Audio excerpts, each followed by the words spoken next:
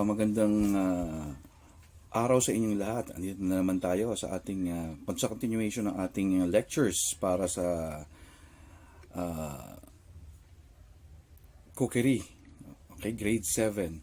Now, welcome po uli sa mga nanonood dito sa aking mga videos, lalo na yung mga estudyante ko. Sana ituloy-tuloy natin ito para maski papaano marami tayong matutunan ngayon, ano? So, welcome uli. Medyo matagal-tagal tayong hindi nakagawa ng video kasi alam niyo na, di ba? Kinancel muna yung or sinuspend muna ng 1 week ang ating online. So, balik na naman uli tayo. So, dito sa ating week number 7, pag-uusapan natin, syempre walang iba kundi ang safety. Siguro hopefully nakuha niyo na yung inyong mga handouts ng week 7. So ano ba yung safety na pinag-uusapan natin dito? Ang safety na pinag-uusapan natin dito ay napakasimple lang. Safety o kaligtasan sa lugar na iyong pinagtatrabahuhan. In your case, since nandiyan na kayo sa bahay, syempre, ano ba ang lugar nyo? Di yung bahay nyo. Okay, kitchen, yung buong bahay, kitchen, yung dining, lahat yan. So, bahay nyo yan. Kaya sa inyo yan. Diyan kayo kailangan safe. Minsan, isang pagkakamali lang, ang tindi ng disgrasya nga inaabot natin. Okay, umpisa natin sa performance standards. The learners will demonstrate an understanding of the practice of occupational health and safety. So, magugulat kayo na ito palang safety, guys, ay merong batas. Mamaya, didiscuss natin yun. Sa content standard natin, the learners independently practice occupational health and safety. So, ano dapat matutunan natin within this week? The importance of occupational health and safety procedures and recognizing the importance of OHS. Okay. So, meron tayong pretest na dapat sagutan, ano? So, napakadali lang naman ito. Ang pretest natin, identifying the correct type of hazards according to the items below. Tapos, isulat nyo lang ang letters, halimbawa. Ang pang-choices nyo ay A, biological hazard, B, chemical hazard, C, physical hazard. So, pipili lang kayo dyan. At isulat nyo lang ay ang mga letra at ilalagay nyo siya saan? Sa tabi ng number. Okay. So, to give you an example I'll give you the example of number 1. While preparing ingredients for adobo, Michelle accidentally got a wound on her knife. So, nasugatan siya habang siya ay gumagawa magluluto ng adobo, di ba? So, ano nangyari? Nasugatan siya. So, ang tanong, ano bang hazard yun? Is it letter A, biological? Is it letter B, chemical? Or is it letter C, physical? Okay, pumili kayo doon. And then, afterwards, we're going to answer looking back. So, wrap it up. So, pag sinabing looking back, it's a review. So, saan ba mga sagot nito? Di syempre, nandun sa week number 6. So, dito, given ang 4 na square, okay, ang 4 na square, at meron tanong sa gitna, how to make your food safe to eat. So, pwedeng practical lang yan, pwedeng sa tingin nyo yun ang tama, o pwede namang ibase nyo doon sa binigay ng ating author. So, wrap it up. Let us say you are preparing your meal. Write the 4 things that you need to prioritize to make your food safe to eat. So, tigi-isa lang lalagay nyo sa bawat square. And that finishes the review. Okay, umpisahan na natin. So for our introduction, let us discuss first the importance of occupational health and safety procedures. So, OHSP. Occupational safety deals with all the aspects of physical, mental, and social health and safety in the workplace. Health and safety are important because it protects the well-being of employers, visitors, and customers. Looking after health and safety makes good business sense, and workplaces that neglect health and safety risk prosecution. They may lose their staff and may increase cost and reduce profitability. Anong sabihin nun? Simple lang. Napaka-importante ng health and safety sa atin. So, kung ito yung mga businessmen, di na binibigyan ng importansya ito, pwede silang mademanda rito, pwede silang mademanda, pwede silang ma-prosecute. pwede ring imbis na kikitain na nila, ibabayad pa nila sa pampapa-ospital, di ba? Bigyan ko kayo ng maganda example. The very basic example here is yung ating mga construction workers, kailangan they are required to wear hard hats, yung sinusuot sa ulo na parang helmet na usually dilaw, may puti. It doesn't matter kung anong kulay, ano? So ano bang importante doon? Kung mayroong gumagawa sa itaas at nalaglag, kunyari nalaglag ang screwdriver or hammer, at least may protection ng ulo niya. So marami ng ganyan na nalalaglagan sa ulo, walang protective gear. So imbis na, 'di ba? Ikaw yung may-ari, imbis na kikita ka na doon dahil pinapagawa mo 'yun, sasabay pa na magkakaroon ka ng problema sa simpleng pagbabaliwala nyo. Okay? So, syempre, babayaran nyo yung tao. Kunyari, nabalda. Naku, laking bayad nun. O, dadalhin nyo pa sa ospital. So, maraming problema na mag-a-arise kapag hindi nyo binigyan ng importansya ang very, very, very basic. Ano yun? Safety, kaligtasan. Sa bahay nyo lang, nagtapon ka ng saging. Tinapon mo yung balat ng saging, patas mo kumain. So, anong pwedeng mangyari? Pwedeng madula sa mga kamag-anak mo, ang kapatid mo, or whomsoever. Or, kung kakarmahin ka, ikaw ang madudulas. Marami nang ganyan dahil sa nakarma ka, kasi nga, hindi ka nag-iingat eh. So, kumbaga sa prevention is better than cure. Mas maganda na i-prevent mo na yan, kaysa naman sa ma-aksidente ka at magpapagamot ka pa. So, occupational health and safety procedures relate to health, safety, and welfare issues in the workplace. In cookery, ang tawag natin dito ay food safety. This refers to the condition of being safe handling of food in various ways to protect a person free from contamination of food, diseases, risk, and hazards. To practice occupational health and safety, one should always observe wearing the correct personal protective equipment. Ito natin PPE. Katulad natin, protective equipment natin ngayon ay ang face mask. Diba? So, meron ding face shield. So, ginagamit natin para hindi tayo magkasakit. Okay, ng COVID. Food-grade gloves and hairnets can help to prepare food hygienically and prevent foreign objects to fall. It is also suggested that one should wear clean aprons, gloves, towels, and more, which will help you to maintain personal hygiene while preparing food. Then furthermore, it should be observed to protect the customers free from food poisoning or injury. Naku, ito napaka-importante nito, pero ito nababaliwala natin ito. Very, very simple, pero nababaliwala natin ito. Hindi ko naman sinisiraan yung mga nagtitinda-tinda sa kalye na hindi na i-inspect yung kanilang mga binebenta. Halimbawa, palamig. Alam mo ba kung saan kinuha yung tubig niyan? Kung magkasakit ka. I know of a certain school dito lang sa malapit sa atin na may nagkasakit na bata dahil doon sa nabiling gulaman. So ano nangyari? Pinasara yung pinasara yung tindahan, yung nagtitinda ng gulaman kasi nga baka mamaya contaminated yung water. So delikado yan. So it's always better na maging safe tayo. Okay? Okay, pagpatuloy na natin. Pumunta tayo sa Food Safety Act of 2013, Republic or RA 10611 or yung tinatawag nating Republic Act. Pag RA, Republic Act yan, pirmado ng presidente natin. Republic Act 10611. It is an act to strengthen the food safety regulation system in the country to protect consumers. To protect consumer health and facilitate market access of local foods and food products and for other purposes. So yan, may batas tayong sinusunod. Following food safety, food manufacturers should observe the following. Number 1, food contaminations has a great impact on our economy and its constituents. So, ang food, malaki ang kinikita ng gobyerno natin diyan. Malaki ang kinikita ng bansa natin kasi mag-export tayo, 'di ba? Maraming businessmen na nagbebenta ng mga wares nila, mga food wares, 'di ba? Number 2, some bacteria that can be considered as resistant to such types of medicines that cannot be treated easily. Merong mga sakit na hindi basta-basta natin yung napapasa sa dahil hindi ka nag-iingat sa iyong pagkain. Meron yan na hindi na naapektuhan ng gamot. So, maski na uminom ng gamot, di naapektuhan. So, maraming ganyan, So, dapat nag-iingat tayo. Number 3, all of us have an integral part of this food safety practices. Siyempre, lahat tayo. Ayaw natin may nagkakasakit. So, kailangan safety lang lagi.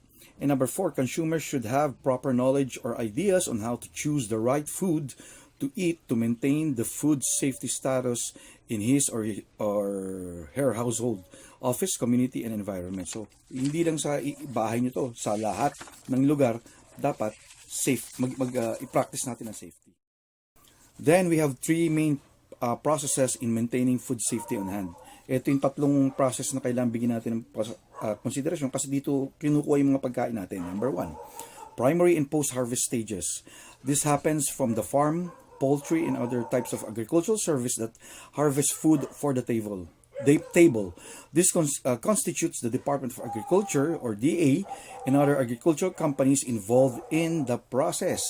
So, dito yung nanggagaling sa mga farms. So, mga itlog, mga livestock na kakatayin na, di ba? Mga manok, na poultry, doon nanggagaling yan. So, tapos dinadala yan sa atin. Number 2, processing and distribution stages. The DOH, or the Department of Health, together with the Food and Drug Administration, or FDA, and Bureau of Aquatic Quarantine are the government agencies which issues approval and certificates for distribution. They also make sure that every food to be handled in the market is safe and free from risk and hazard. So, kailangan safe yan. Bahala dyan ng Food and Drug Administration at saka ang DOH para i-maintain ang safety dyan sa mga sa mga dinadalang pagkain sa atin. Andyan din yung Bureau of Aquatic Quarantine.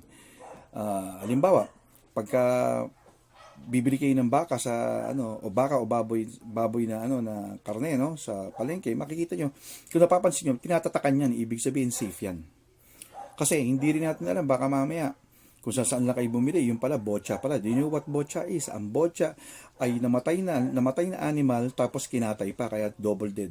Tapos ibebenta sa inyo. Nako, napakarami doon sa isang market dito sa sa may, hindi ko na lang sasabihin. Okay?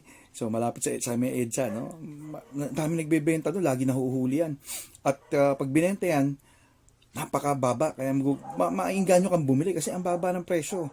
Pero hindi nyo alam, baka contaminated na yan, dahil double dead na yan. Kaya tinawag na botcha yung double dead dyan.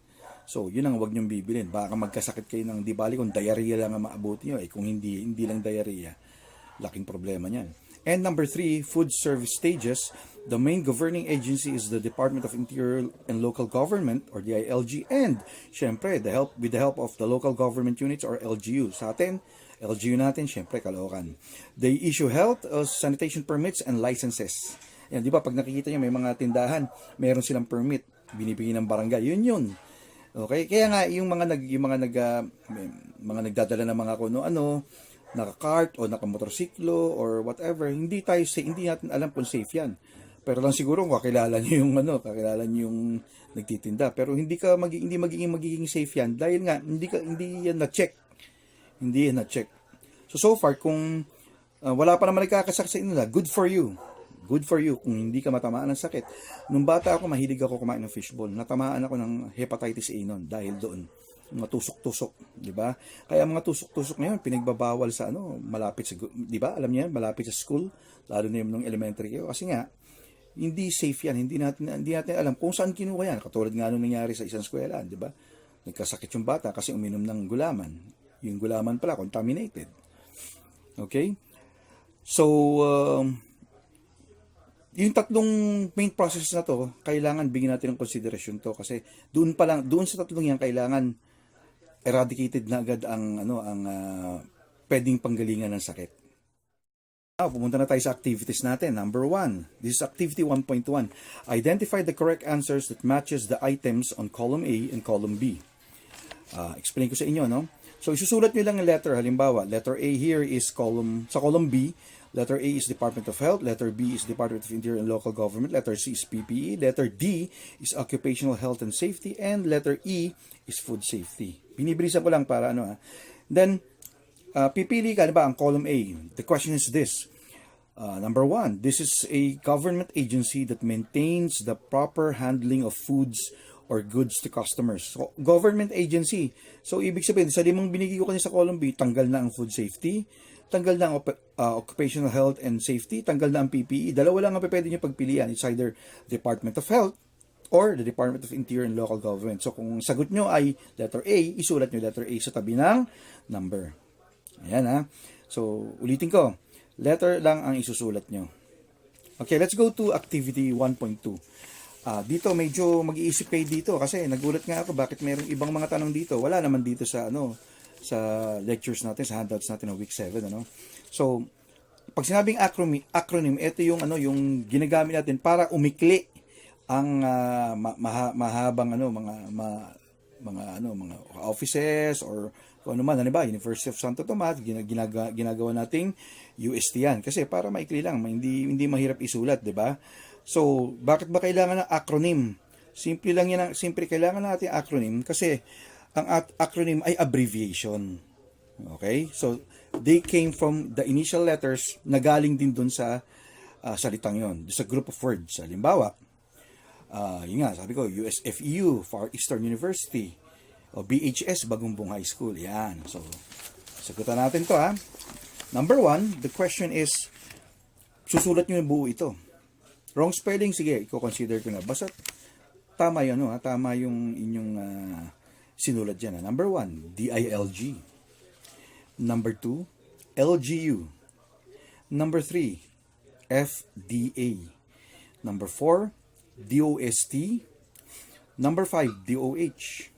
Number 6, PPE. Number 7, OHSP. Yan, makadidiscuss ko lang naman yan. Number 8, BFAD. Number 9, NCR.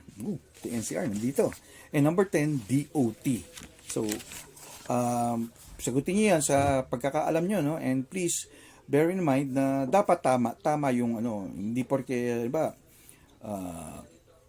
pag sinabing BHS, Bagumbong High School lang. Meron ding Bagbag High School, 'di ba? Meron ding Bagbagin High School. So, isulat yung mabuti, ha. So, meron na naman siguro kayo ng week 7. Palagi ko masasagutan niyo na ito.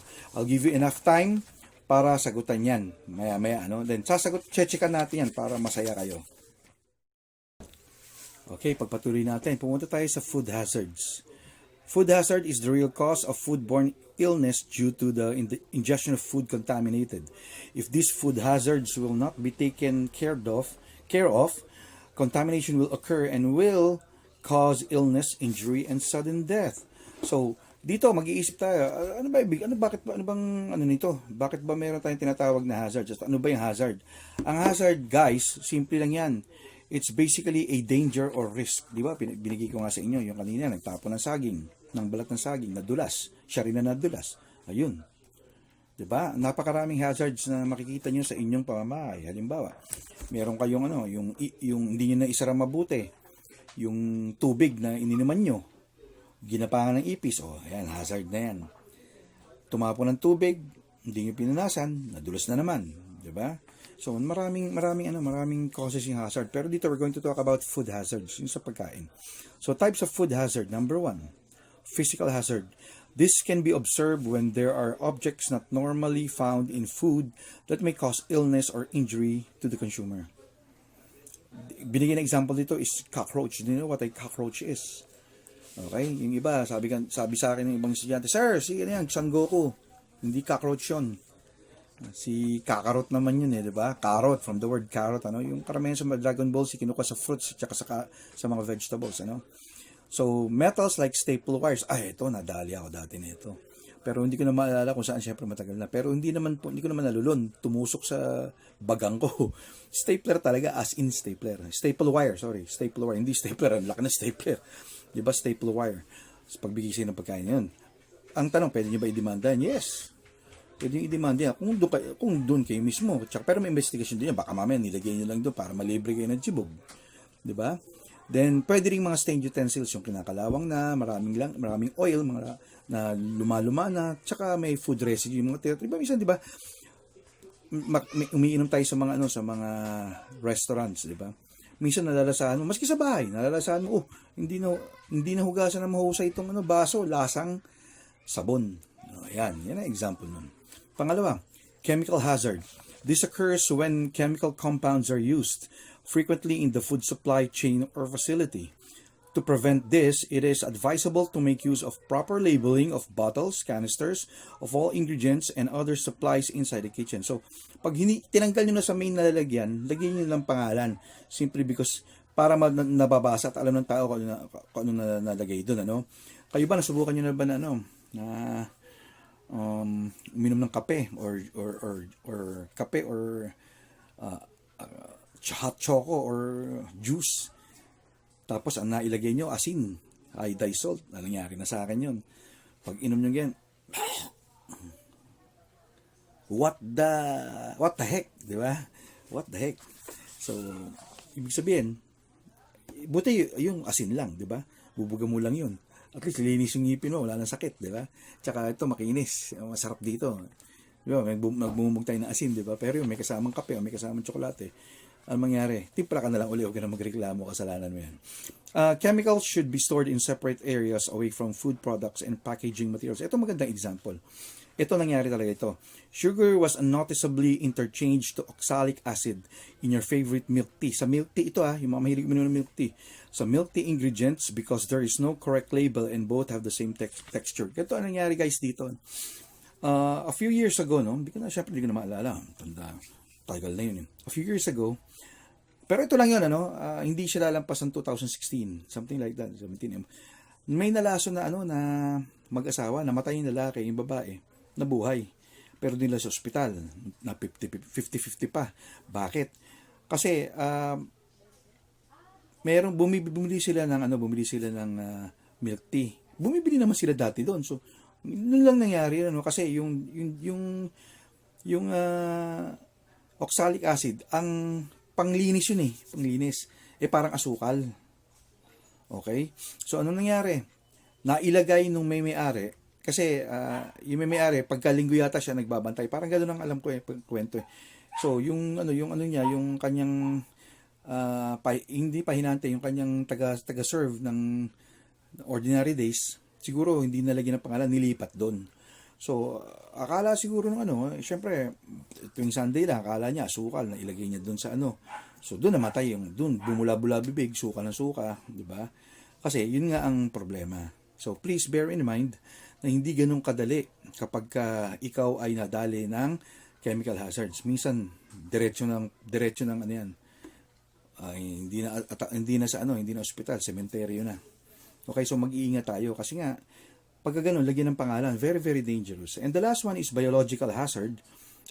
May dadagdag pa pala ako, spraying of insecticides inside the kitchen even when the ingredients are around. Hindi lang ito, di ba?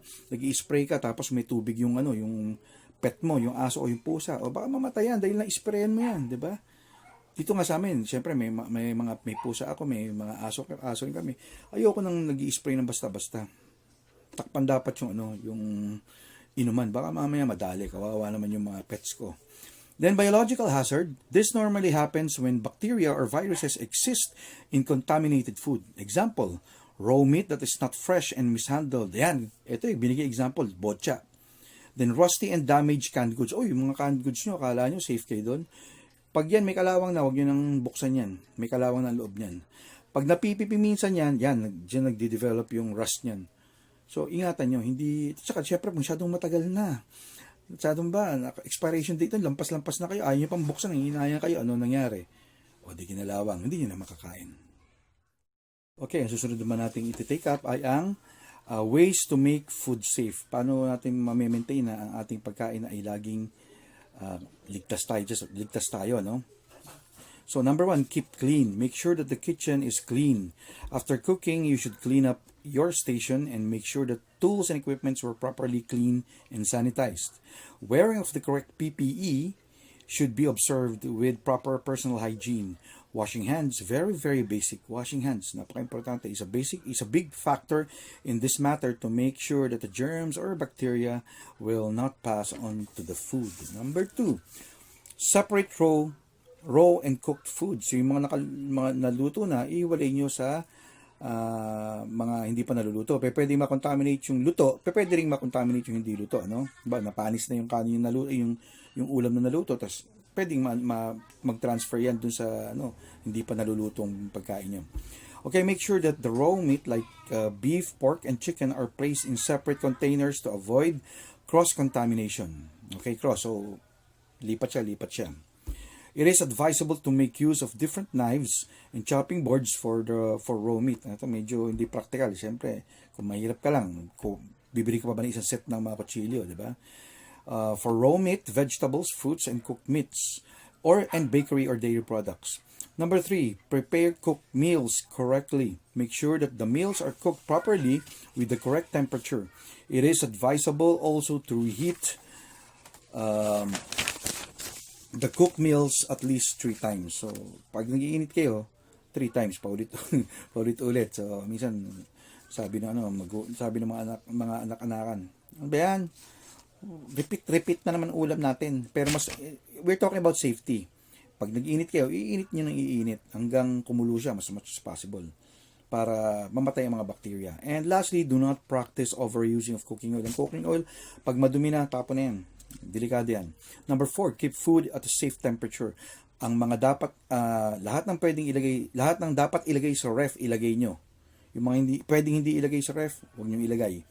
To ensure that foods or meals were not spoiled, we need to make sure that that served hot meals, hot and cold meals, that served hot meals are hot, and served cold meals are cold. Ayan. So, patakpan nyo lang na mabuti pag hindi nyo nilagay sa ref. Ano? It is safe to keep the food temperature between 5 degrees centigrade to 60 degrees centigrade to avoid the bacteria to grow quickly. And number 5, use safe water and safe raw materials. The first thing we need to do is clean and sanitize everything we have on hand. Also, it is our responsibility to check if every item we have has a correct label or name of the product, correct temperature while handling to avoid spoilage, good appearance, no sign of being infested, and good packaging must be observed. Maliwanag, tubig na tubig pa lang, kailangan malinis kayo. Tsaka lahat ng mga bagay dyan, responsibilidad ng magulang at saka ng mga anak. I-check niyo naman kasi baka mamaya busy yung magulang niyo, wala kayong pakialam. Kayo din, baka magka-problema kayo. Okay, pumunta na po tayo sa ating mga activities. Ang activity 2.1 natin, spot the hazards. Encircle at least 10 types of hazards you can find in the illustration and identify what type of hazard it is. So, bibilugan nyo yan, kita nyo, meron namang merong illustration, may drawing. Bibilugan nyo kung ano, ang dami, napakadami dito, no? Bibilugan nyo kung anong sa tingin nyo kung sa tingin nyo siya ay hazard. Tapos ilagay nyo kung anong hazard. Ito ba ay physical or chemical? Okay, sulat nyo siya, ha? So, gawin nyo na lang ito sa bahay. Hindi na kailangan gawin ito ngayon, ano? Siguro pagkatapos ng lecture natin. So, let's go to activity 2.2, skills trial. Ito rin, gagawin nyo rin to. Pero, hindi ngayon. Maya-maya na after the lecture, ano. Ito gagawa kayo ng video, 'di ba? Gusto naman gawa ng video, 'di ba? So gagawa kayo ng video dito. You're going to make a video of yourself. Pero what are you going to do? Let us assume that you are at the school canteen. You are tasked to help the cook in the school canteen in cleaning, sanitizing kitchen premises after preparation and cooking foods. Demonstrate na lang, no, in a video kasi dapat dito sa harapan ng klase, no. Demonstrate in a video how you're going to clean. Pumunta tayo sa paglilinis ng mga plato. So, didiscuss ko sa inyo sandali ito, tapos mamaya uulitin ko after the video. Ano? So, what you're going to do here is you're going to get a person to video you. Okay? I-video kayo na naguhugas ng plato. At least mga 3 plato lang. Wag niyo naman hugasan. May oras din tayo, no? Gamit din naman ng common sense. Alam mo, isang oras na naghuhugas kayo, napakatagal ng yung hugasan nyo. Nag-car wash kayo. Diba? Plato lang yan. So, plato, siguro 3 plato or baso nyo. Maski yung kinainan nyo lang. Para makita ko lang paano. Siyempre, titingnan ko, maayos ba yung mga sabon nyo? Nakaayos ba? Nakalagay ba sa tamang lugar? O baka naman yung yung sponge na ginagamit nyo, saksakan na ng itim. Aba, magbago-bago na kayo. Bumili na kayo ng bago. Magkano lang yan. Pero kung ako sa inyo, madali naman yan. Kung gusto nyo talagang hindi mahalata yan, may mga technique para hindi mahalata na yan ay luma. Pero, di ba, sinabi ko na sa inyo, guys, wag kayong gagamit pag na mga sponge na ang sponge nyo ay madumi na. Dapat ang sponge 1 week lang. Pero, syempre, hindi naman tayo mayaman lahat, ano? So, pwedeng gawin 2 weeks. Hindi, joke lang. Pero, dapat malinis. Demo ito, kumbaga sa this video is a demonstration. So, kailangan maayos kayo. Tapos, ano ba ginagamit yung panlinis? Sabon na Ajax or what? Dapat yan, yung palinis talaga. Pero kung wala, sige, okay na sa akin yan. Pero linisin nyo na mabuti, ha? Baka mamaya, hindi nyo nilinis mabuti. Pagkain ng susunod na kakain dyan. Ano ba yan? Nag-video-video lang, di mo pa inayos. May problema pa tayo dyan, di ba? Now, merong performance level dito on page 7, which I will be discussing later on kasi medyo mahaba ito. This is the mode of scoring dun sa video nyo. Pero okay mag-alala, sa video nyo, hindi natin susundin ito ng totally, ano. What I'm going to do is I'm going to give you 10 points kung okay, 9 points kung okay, 10 points kung very good pala, 9 points kung okay, pag okay lang, 8 points. Pinakababang bibigay ko rito ay 6, hindi ko kayo bibigyan ng mas mababa, hanggang 6 lang. So, para pasado agad. So, ito ay isa sa mga videos nyo na importante dahil isa ito sa mga kukuhanan ko ng grade sa practical. Wag na wag kayong hindi magkasubmit. Saan nyo ba ilalagay? Sa group chat. Lagyan nyo ng pangalan nyo. Kung ang pangalan nyo ron ay, halimbawa, pangalan ng magulang nyo or pangalan ng kuya nyo o sino man, labelan nyo lang sa ilalim. Sir, Abad, this is, ako po ito, video ko po ito. Kaya lang ang ginamit ko po ay account ng mama ko. Okay na yun. Basta pagsunodin mo agad para ma-record ko agad. I'll record that. Papanoorin ko agad dyan. I-record ko agad dyan. Next guys, ito mga points to ponder or kailangang tandaan natin. Number 1, occupational safety deals with all the aspects of physical, mental, and social health and safety in a workplace. Next one, health and safety is important because it protects the well-being of employers, visitors, and customers. Tama naman. The next one, food safety refers to the condition of being safe. Handling of food in various ways to protect a person free from contamination, food diseases, risk, and hazards. In Republic Act 10611 or Republic Act 10611 or paano nyo babasahin, bahala kayo. Ako kasi pag magbabasa ako 10611, ganun ako magbasa, no? Pag mga batas. An act to strengthen the food safety regulation system in the country to protect consumer health and facilitate market access of local foods and food products and for other purposes. And the 3 main processes in maintaining food safety are primary and post-harvest stage, processing and distribution, and food service stage. Now, pumunta na tayo sa pre-test muna tayo. Sa post-test. So, dito mapapansin nyo, bakit pareho ang pre-test sa post-test? Actually, guys, ito ang tama. Dapat pareho ang pre-test at saka post-test para malaman ng teacher nyo kung may natutunan kayo. So, kung ang nakuha niyong score sa pre-test ay 5, kailangan mas mataas sa 5 makuha sa post-test. Bakit? Kasi alam nyo na ito, na-lecture na sa inyo. Okay, so what you're going to do is you're going to answer the post-test. Ganun din ang tanong doon sa pre-test. Tingnan nyo, pareho. Tapos, checkan natin yan maya-maya.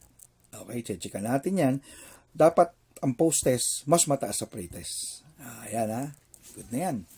And then, here are the questions that you have to take into consideration, yung critical thinking questions. Number 1, you just got home from the market. What are the things you need to consider when bringing out the foods that you bought? In Tagalog, galing ka sa palengke o magulang mo galing sa palengke, yung mga pinamili, tatanggalin nyo na rin sa lalagyan, sa kahon o kung saan man yan. So, paano nyo tatanggalin? Bigyan kayo mga dalawang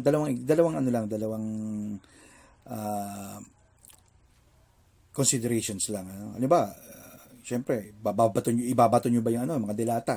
Makabasag pa yan. Pero alam niyo naman, ang dilata, sabi ko sa inyo, pag nabebend yan, pag nayuyupi yan, doon nagsisimula ang kalawang. Number 2, why is it important to learn the correct practice of occupational health and safety while cooking and preparing food? Bakit daw kailangan na matutunan natin ang tamang occupational health and safety procedures habang nagluluto tayo at nagpe-prepare ng pagkain? So, napakadaling sagutin yan. Ako, isa lang sagot ko yan, safety. Di ba? And then, let's go to reflection. What is the important lesson you have learned from the discussion? Okay, napakasimple. Safety pa rin. Bahala kayo lang isasagot nyo.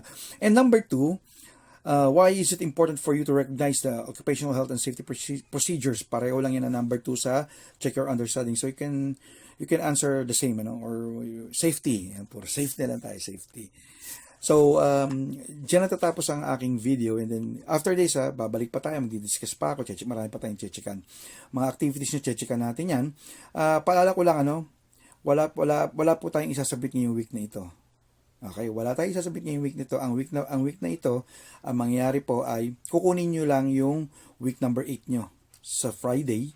And then yung kung nag-submit kayo ng mga submit kayo ng mga folders, pakikuha nyo, nagkakawalaan kasi. Mamaya di-discuss ko ito bago tayo mag-end, ano. So, diyan po natatapos ang ating video. Sana mas may naintindihan kayo and hopefully we'll see each other in the next few days. Bye-bye. Zile zile, zile zile yo alırken mile mile